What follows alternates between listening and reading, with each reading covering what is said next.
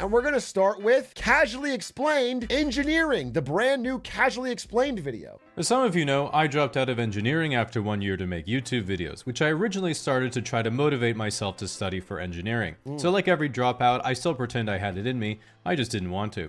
What I like the most about engineering is that it's an extremely practical field. If you ask a mathematician what this symbol means, he'll say, that's pi. It's the ratio of the circumference of a circle to its diameter. But if you ask an engineer what this symbol means, he'll be like, oh yeah, that's 3. Most people know an engineer or two in real life, but don't really understand what they do. To make it simple, when you see a news segment like Russian soldier begs for mercy as Ukrainian grenade drone threatens foxhole, just know that somewhere an engineer is watching with his girlfriend and is pointing at the screen like, yo, I designed that cargo hatch, dude. This is fucking crazy, bro. What a lot of people get wrong is they think that people go into engineering because they like math and science. This is completely wrong. Engineers don't like math and science, they like money. The math and science you have to do is just an unfortunate side effect. Well, everyone starts engineering by thinking, okay, which type of engineering do I want to do? It very quickly and disappointingly becomes, which type of engineering can I still do? In first year, you just take a bunch. This is so true. This is so true from every one of my friends who's an engineer in college. It's them trying to switch majors till they find the engineering one they can actually complete the coursework. I mean, it worked for them because the timing was right. It doesn't work now, but this was the web dev pipeline. This is the pipeline for every engineer who starts out in like Chem E and ends up doing fucking front-end web dev. But, you know, they all made money because it was 2014 and you could fucking get a job straight out of college. Web dev, easy money. But then at a certain point, everyone has a come to Jesus moment where they have to decide between buckling down, working on their study habits, and accepting no sex life, or if they're going to transfer to business. From there, you'll procedurally experience harder and harder courses until you fail one, traumatizing you into majoring in whatever was the last thing you passed. For example, software engineers scrape by linear algebra, but struggle once things start physically existing. Civil engineers scrape by statics, but struggle if anything moves. Mechanical engineers scrape by thermodynamics, but struggle when things they're working on become alive and the laws of physics suddenly stop working. Chemical and electrical engineers barely scrape by organic chemistry and quantum mechanics, then shake hands with each other and agree that the cream rises to the top. No one goes to grad school because they all have a C average. This is traumatizing because if you hear someone say, yes, I have a PhD, usually everyone is like, oh, very impressive. You must be very smart. But if they say, it's in engineering, everyone thinks you're an idiot. This is because getting an undergraduate degree in engineering is like buds training for the Navy SEALs. No one there actually wants to go and fight a war. Everyone knows you just have to do it so you can write a book and go on podcasts. Now, engineers are usually very put together, organized, and prepared people who don't like sudden changes to their plans, spontaneity, or having unchoreographed fun in general. Meaning the only thing they truly fear is girls. This means if you're a girl, dating an engineer can be really difficult because especially on the first few dates, you're constantly wondering, is he just shy and awkward or actually autistic? Even worse is if you're a girl in engineering, because if you ever get frustrated, lean back from your computer and are like, oh, I just don't get how to do this. Well, you should have thought it through, Lily Phillips. This is now a group project.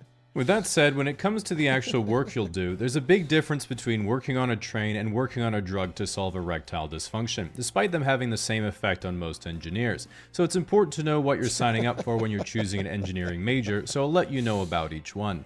Mechanical engineer means you make bombs. Civil engineer means you make targets. Petroleum engineer means you make money. Chemical engineer means you're a chemist. Being a chemist means you're a cashier at a pharmacy. Do not try to correct your confused family members, they will not understand. Electrical engineer means you know that V equals IR, and the rest you can learn on the job. Materials engineering is just coming up with IRL crafting recipes. Nuclear engineering is trying to explain to everyone for the last 30 years that these are not chimneys. You will be unsuccessful. Software engineering is trying to figure out if you qualify for food stamps. Computer engineering is being relieved that you at least didn't choose software engineering.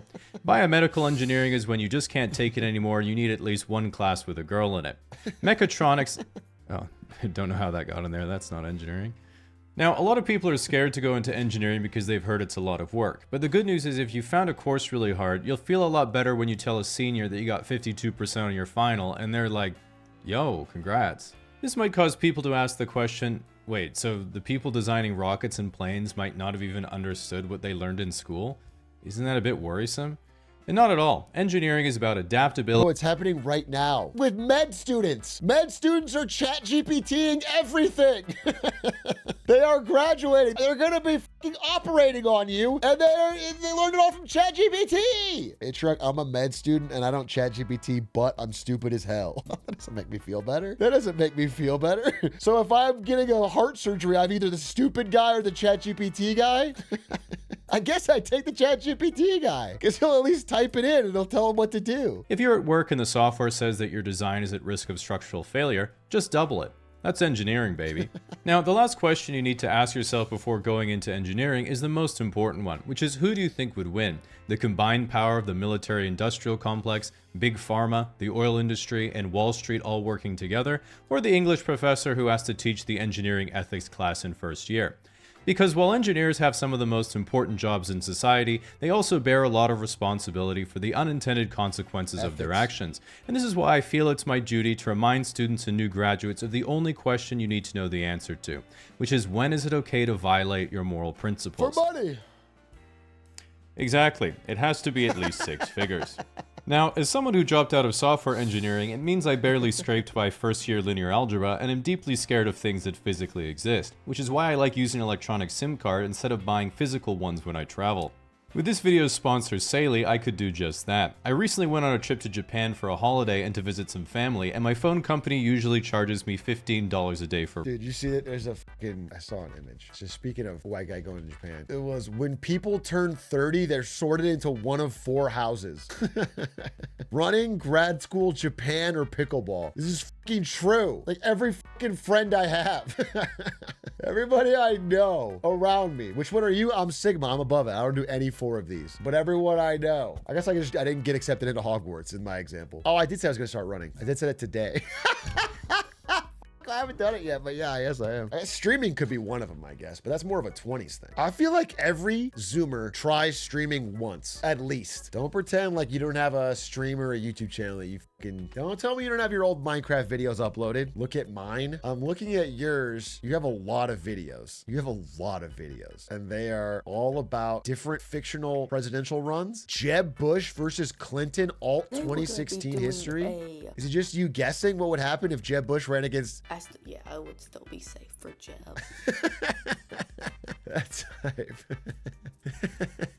That's hype. I respect. Well, you have one of Atrioc versus JD Vance, 2028. Atrioc and Gavin Newsom versus JD Vance and Marco Rubio in 28. You know, I'm not old enough. Actually, I am old enough in 28. Holy I'm old now. In 2028, I'm old enough to run for president. All right, I am going to do it then. Are you guys ready? I'm going to be fucking president. I'll just lock in. I didn't know it was going to be that hard. Let's do it. My new rule is that everybody under 40 gets all the money for free. And everyone over 40, sorry.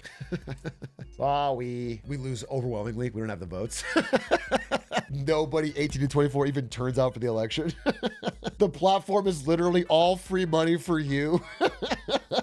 They don't fucking turn up or vote. Do you have me winning or not? Oh, you have an overwhelming, dominant JD Vance victory. Me and Newsom get our clock cleaned, huh? That's unfortunate. You knew some, you lose some. Thanks for that little phrase. That was a good video. The casually explained.